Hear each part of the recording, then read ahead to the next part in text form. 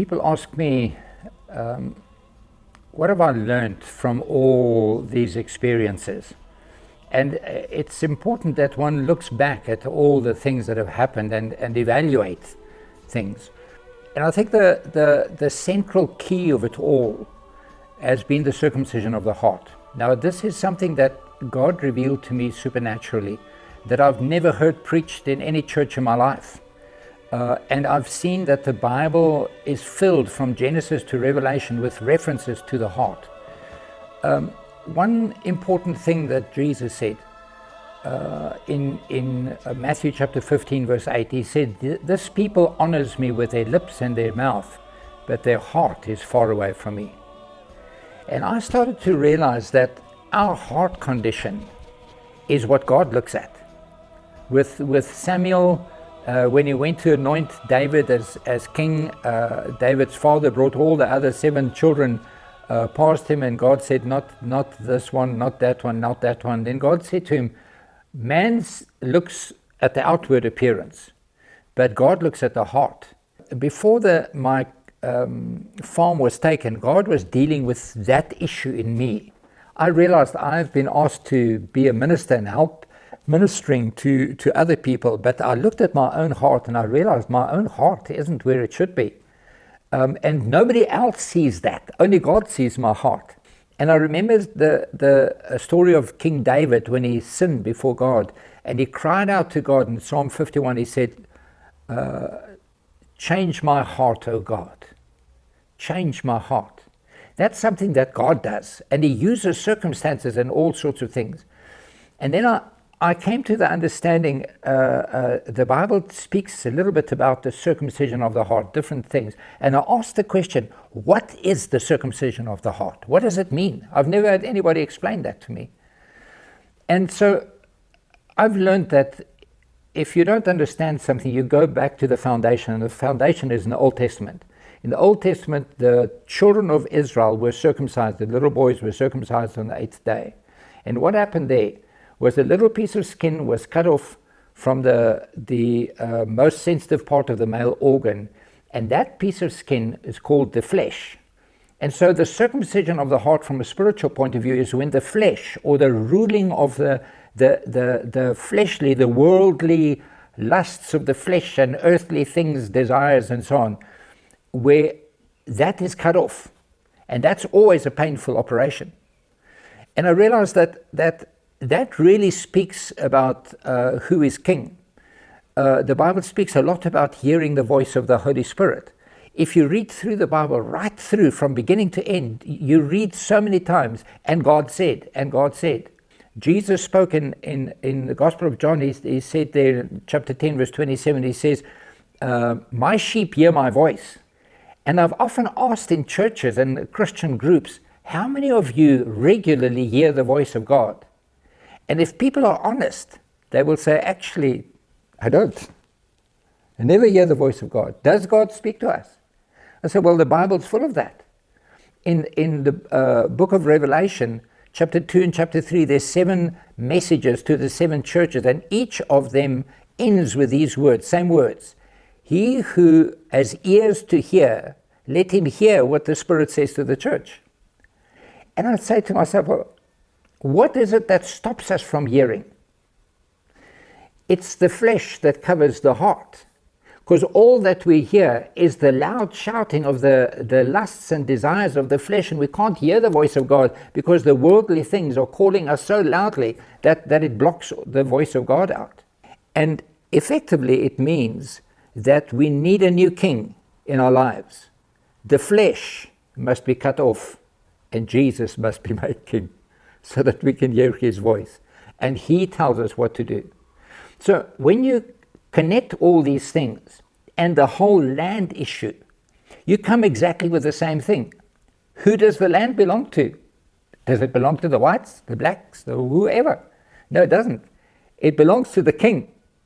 And we are only stewards. We are here to serve. We are here to do the will of God. We are here to hear his voice and be guided by him.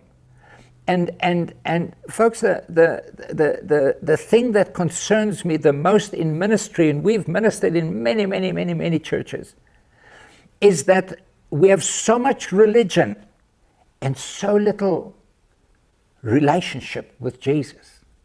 And the Bible tells the story of a man by the name of Saul. He was probably the most learned at the best Bible college in his day under Gamaliel. The Bible speaks about. He was taught. He probably could have quoted the whole of the Old Testament. He was very, very well learned. And he was eager for the things of the law and so on, and persecuting the Christians. And he came on the road to Damascus. He was met with Jesus. Jesus met him, a light shone around him, and he fell on the ground. And Jesus said to him, Saul, Saul, why are you persecuting me? You remember, this is a very, very, very religious man.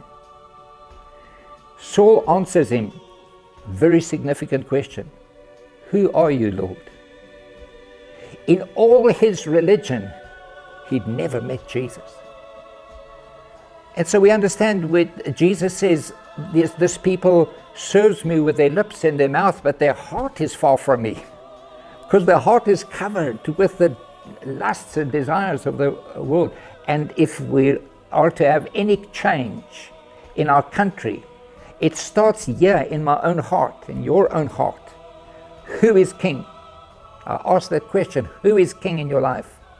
Is it the world, or is it Jesus through the working of the Holy Spirit? Thank you.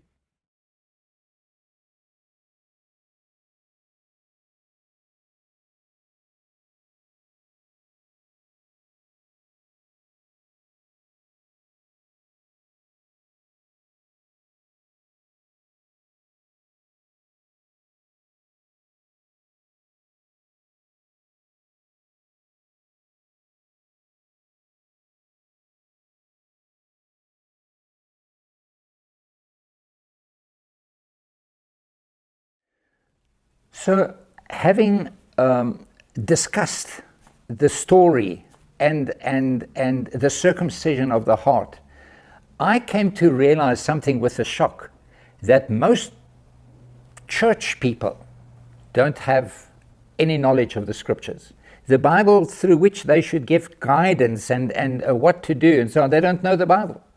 And so I decided that I'll do what I can to teach people the important principles of the Bible. I set up a website. I've done many teachings by video, by a podcast. I've written a whole lot of books. I've done articles and Bible studies written out that I've put on my website.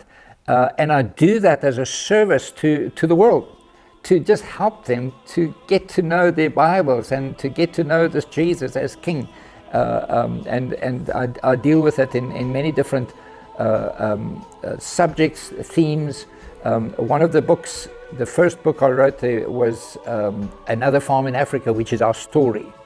And then Embrace the Wilderness, which with our travels, we found that there are many people that are traumatized, many people going through very difficult circumstances and not knowing what to do, the question of the land reform and all the political things, and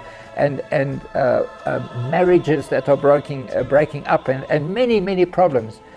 And I realized there's a wilderness that people are living in. It's a wilderness of dryness, and they don't know what to do. It's so hard in the wilderness. And the book I wrote was Embrace the Wilderness, because it's in the wilderness that you see in the scriptures. It speaks often, God spoke words of kindness to them in the wilderness. It's when we go through the wilderness and we say, God, what are you saying to me in this wilderness experience that I'm having? What must I do? Because it's me that he's speaking to, you that he's speaking to. So embrace the wilderness is, how do I embrace the wilderness? We don't want to run away from the situation. We want to run to it and say, teach me in this wilderness. Help me to understand. I've written books about the Holy Spirit. How do I hear the voice of the Spirit? How can I be guided by the Spirit? A book about Bible-based business. How do I do business according to the scriptures? And many such books. So all of those studies and material is available on my website.